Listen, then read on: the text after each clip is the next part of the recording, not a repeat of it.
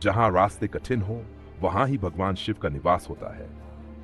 आज हम आपको ले चलेंगे हिमालय की गोद में बसे एक ऐसे रहस्यमयी और दिव्य स्थान पर, जिसे लोग श्रृंखल महादेव कैलाश कहते हैं, भगवान शिव का एक अद्भुत अलौकिक धाम।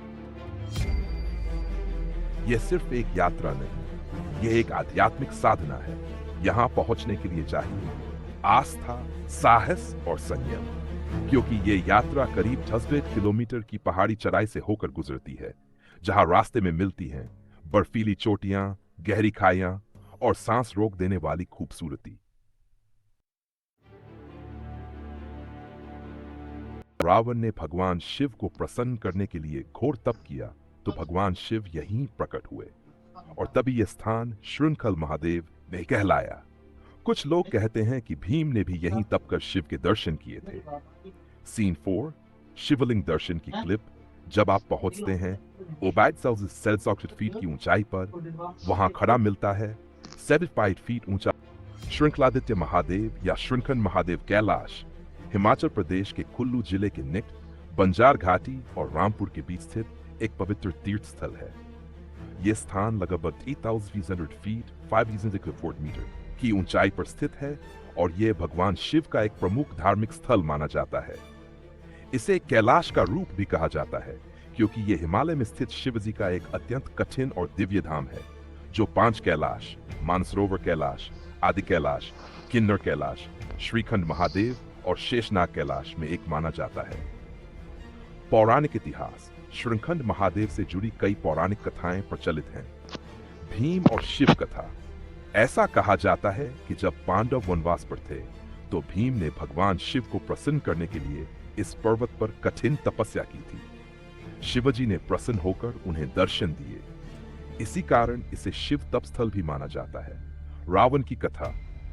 एक कथा के अनुसार रावण ने भगवान शिव को प्रसन्न करने के लिए इस स्थान पर तप किया था और शिवलिंग को उठा ले जाने का प्रयास किया था, लेकिन शिवलिंग यहीं स्थिर हो गया और तभी से यह स्थान श्रृंखंड महादेव के नाम से प्रसिद्ध हो गया।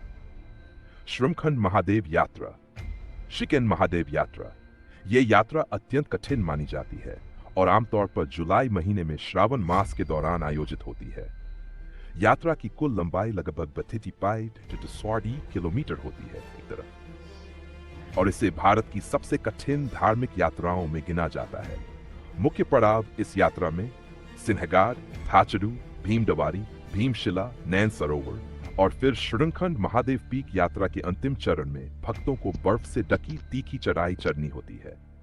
ऊपर पहुंचने पर एक विशालकाय शिवलिंग लगभग 5 फीट ऊंचा हिमखंड के रूप में दिखाई देता है, जिसे श्रृंखंड महादेव कहते हैं। यह स्थान बेहद शांत, पवित्र और दिव्य ऊर्जा से भरपूर माना जाता है। यहाँ केवल शुद्ध हृदय और दृढ़ संकल्प वाला व्यक्ति ही पहुंच सकता है। यहाँ मोबाइल नेटवर्क नहीं होता और मौसम कभी भी अचानक बदल सकता है। यात्रा बहुत कठिन है, इसलिए स्वस्थ शरीर और मानसिक दृढ़ता अनिवार्य है। पर्यावरण की रक्षा के लिए प्लास्टिक या गंदगी फैलाने से बचें। स्थानीय प्रशासन के निर्देशों का पालन करें। आध्यात्मिक लाभ।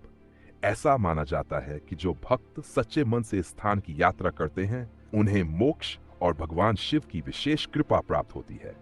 यह स्थान आत्मा की शुद्धि और भगवान से सीधा संबंध जोड़ने के लिए उपयुक्त है। अगर आपको यह धार्मिक वीडियो पसंद आई हो, तो कृपया इसे लाइक करें, अपने दोस्तों और परिवार के साथ शेयर करें। ऐसी ही और दिव्य और प्रेरणादायक वीडियो के लिए हमारे चैनल को सब्सक्राइब करना न भूलें और बेल आइकन जरूर दबाएं, ताकि हर नई वीडियो की जानकारी आपको सबसे पहले मिले। जय भोलेनाथ। हर हर महादेव।